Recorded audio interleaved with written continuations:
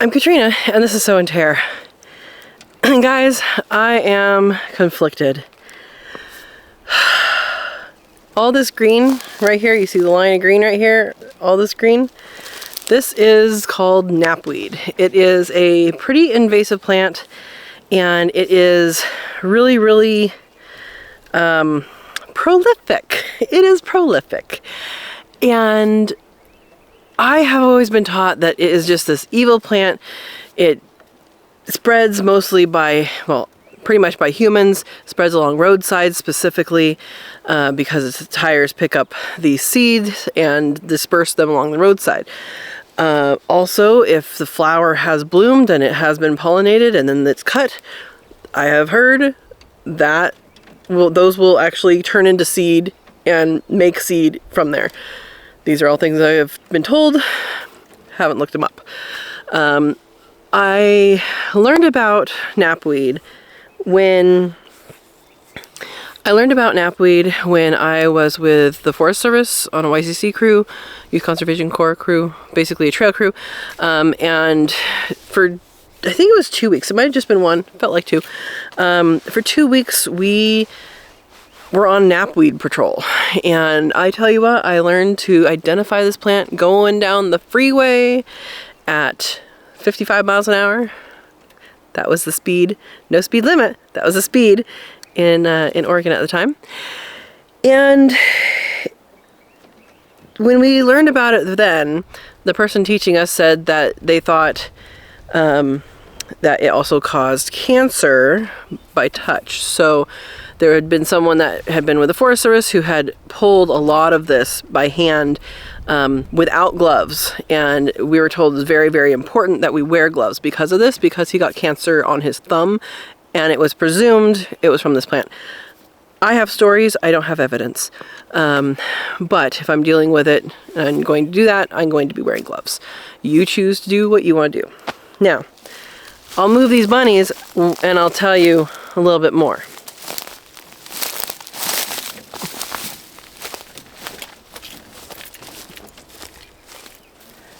Everybody up?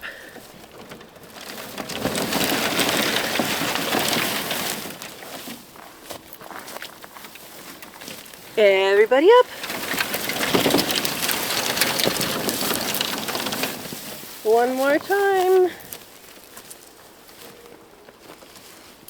Everybody up. Oh, we gotta go a little further, huh? All right, everybody up. One more time. Everybody up. I think we're good over there. Now let me show you where they were. So here is a couple days ago. There is this morning. Look at how bare that is. Well, part of it's just dirt. And now they're eating. I'll show you them. But look next door. Okay?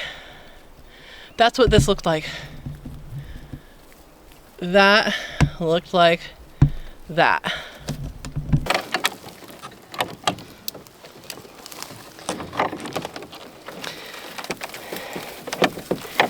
All right, look how much these guys love this stuff. Look at how much these guys absolutely love this stuff. It is a high protein plant. It is a good forage plant. There's some stuff that happens though. It does wage chemical warfare on its neighbors, and so native plants that are next to it sometimes cannot survive. It completely chokes out an area, as you just saw. But it's good rabbit forage. My bunnies. They enjoy it. It's tasty. They always go to that first. And it makes them grow into good bunnies. So, that being said, I don't know what to feel about it. On the one hand, it is a great forage plant for what I am growing out here. On the other hand, it is a highly, highly invasive plant. As a biologist, I'm against highly invasive plants. I do want the rabbits to eat well and have a higher protein pasture. Part of that is fixing the pasture. This is the first property I've been at that has a pasture, so I will be learning. Please, you can learn along with me. If you are experiencing these things, go ahead and let me know. I'm in Douglas County, Oregon. If you know pasture stuff in my region, let me know. Let me know. I'll put a link to the grass video over here, and there's a couple other grasses out here that I've seen, but it pretty much sums it up. And what I don't know about those grasses is the nutritional stuff. Oh, and the brome that I identified in the grass is a different kind of brome. It's like big basin brome, I think. Anyway, it's still brome. And so fixing the pasture is one thing. And one thing I need to think about a little bit better because I don't have the experience in it. As you can see, they are chowing, well, you can't see, you see me. As you see, they are chowing down on this yummy, yummy stuff. It's so delicious, isn't it? So I want to show you where they've been. Before they came here, I just turned them around at the edge of the pasture and the edge of the hill, and they're headed back that way. But you can clearly see, it looks like a road. That's not a road. That is where I have dragged the bunnies over. And yeah, part of it is the grass laying down, and part of it is they eat. They eat a lot. And they've been leaving little nutrition packets. So, like this spot, it's already starting to dry. It's no longer the same color. This is rabbit poo, and it's a nice little nutrition packet. Here is one of the knapweeds recovering. Oh, there's the water I'm going to give them. But as we walk back through time, we go and we see some recovery. So this grass right here is going through recovery. Before I moved them this way, I moved a different set this way. So what we're seeing over here to my left is an area rabbits, not these ones, but different batch, has already gone through. They've gone through this whole entire thing from basically almost the gate all the way this way, and they've been over all of this land. So it's really, really cool to see these grasses coming back. They're green. It is almost July. It's late June, and they're green. So we have some that's just heading up here, and then we have some that are going to do that later. It's this kind of effect I want to encourage. I don't know that the wild oats, which is this brown stuff, I don't know that that happens with that if you cut it and cut it and cut it like this grass does, and it comes back green. It's more of an annual, so I don't know whether that grass is an annual or perennial. I need to learn my grasses. And when you have perennial grasses, I think it's going to have a better cut and come again thing. And to me, that green that's there is greener than it was when it was raining, like when it first came up. So that to me says that there's little nutrition packets that they're leaving works. Now I also went through the knapweed already, so we have little nutrition packets there too. So this is a struggle I'm having, is what to do with the knapweed. Ideally it would go away and I would have another, a flush of this other kind of grass come in. It really, really is greener this time around than when it got chewed before. So I really think that is already working, and that swath happened when we had more rain, so the manure breaks down faster. This manure will probably be here until we actually get more rain or it gets walked on or whatever, but it will then go into the soil. And So that's kind of my struggle right now, and I kind of want to show you what the effects of moving them twice a day is. So I move them morning, evening. If when they're little, sometimes I leave them in there all day, but moving them morning, evening tends to work. And I mean, these guys are past ready. They're half a week past ready to process. I have more with their mamas ready to go in. So I'll be doing some, not all, processing this weekend. So, yeah, it'll be some. I don't know how much, it'll be some. But that is where I'm at, is I have a plan and I don't know where knapweed fits. And I'm asking you guys, have you been in this situation before?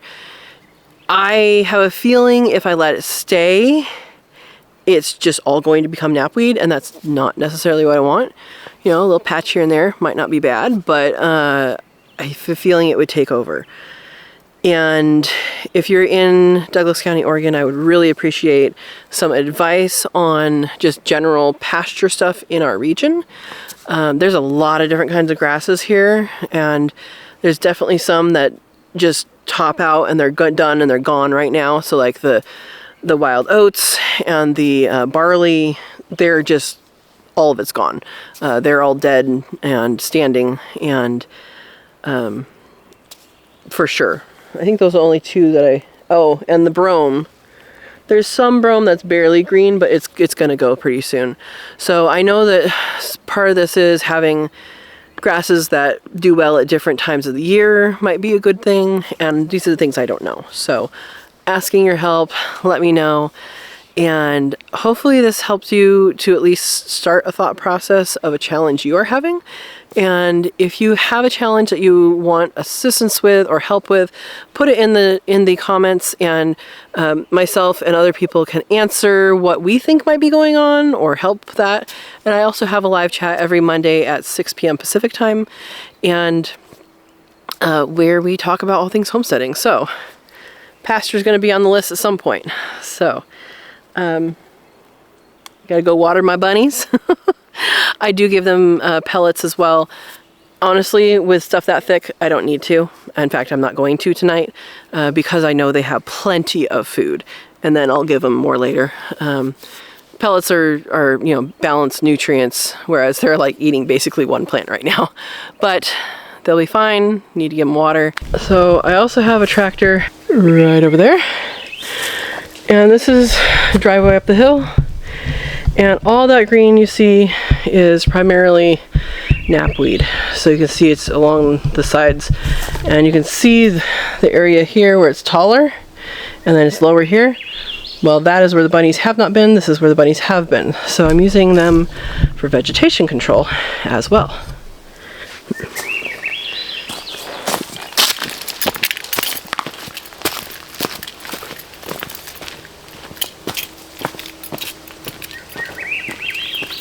So here's where they mostly recently were. They were all the way up here, and they did this whole side. So I'll show you again. They've already been over here. You can see that line pretty clearly. And over here used to look like all of that. So what it looked like is that bunch right there, which I didn't get to. And now they're over here.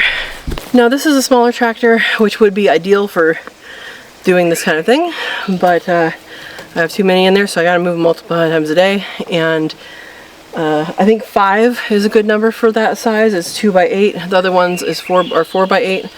The one down there had 11 in them, and again, I just do it by litter. And there are 10 in here. Probably shouldn't be 10 in there, but if I move it more often, then they're fine. They're completely fine being like close together and cuddled together. It's just they don't have the opportunity for you know, feeding on the vegetation that's available as much if you don't move them more. So for these guys, I am going to pull it that way and move them this way. So we have about, well, it's kind of about 2.5 moves over there. So what I'll do is move it over there.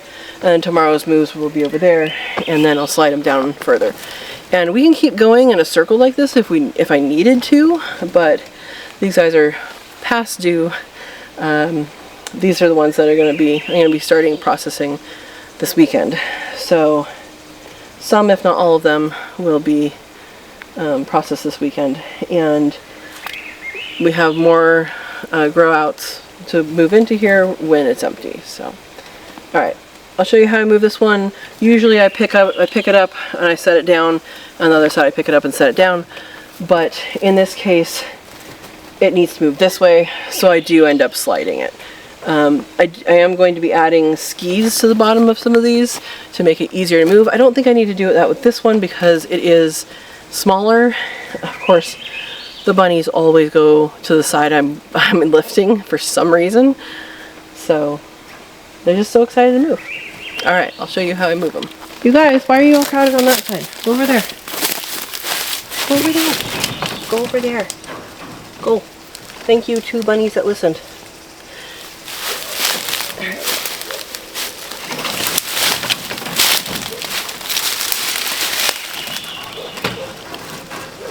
Everybody up.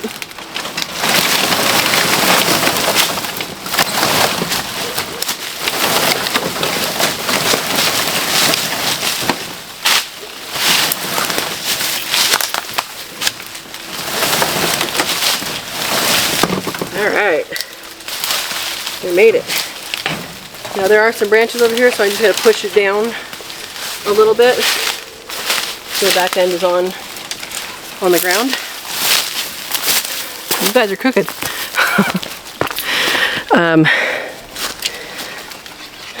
And then we do some food and water.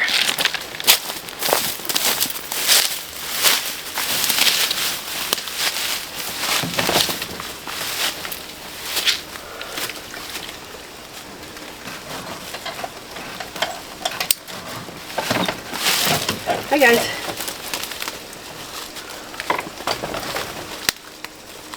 Excuse me, I want to put the water over there. Thank you.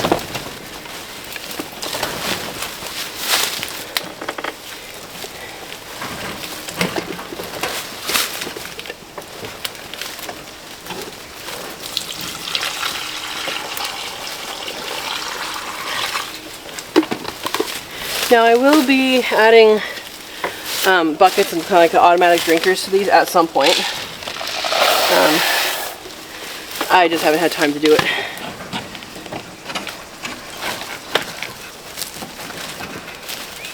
Lock with a carabiner. And there we go. Thank you for watching.